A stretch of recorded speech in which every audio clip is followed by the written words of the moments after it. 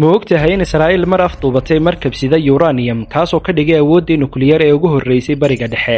Sanadkii 1968 markab xamuul ah oo la odhan jiray Chesapeake ayaa ka sharaacday Belgium isagoo siday 200 oo foosto oo uranium ah oo loo yaqaanay Yellow Cake.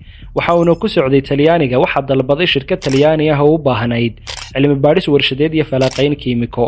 waqtigaas ganacsiga uranium-ka si adag ayaa loo xakameyn jiray maadaama xiisadda dagaalka qabooba ay kordhiyeen cabsi laga qabo in si qarsoodi ah loogu adeegsado barnaamijyada hubka nukliyeer. Markaas ka hor Israa'iil waxay hore u howlgelisay howlgal qarsoodi ah oo la odhan jiray Bloomberg iyagoo adeegsanaya shirkado been abuur ah dokumenti been ah iyo qorshe qarsoodi ah si ay u leexiyaan shixnado uranium ah iyadoon laga shakin.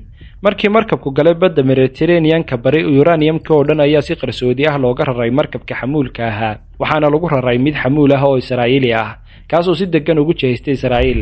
Markabkii Chesapeake ayaa markaas ku xidhay Talyaaniga isagoo gabi ahaanba maran shaqaale cusubna saaran yihiin wax raad ahina aanu ka muuqan uranium-kii. Inkastoo ay u ekaan karto afduub, ila badan ayaa markii dambe xaqiijiyay inay ahayd howlgal la qorsheeyay oo taageero qarsoon ka helay Jarmalkii galbeed. Faransiiska ayaa sidoo kale door muhiim ah ku lahaa barnaamijka nukliyeerka Israa'iil laga bilaabo naqshadeynta reactor-ka ilaa bixinta qalabka iyo tababarka khubarada. ilaa maanta Israa'iil weligeed si rasmi ah uma qiran howlgalkan mana aysan si rasmi ah isu shaacin inay tahay awood nukliyeer. Haddii afduub uranium ah oo sidan u weyn u dhacay ma u malaynaysaa inaanu Maraykanku ogeyn?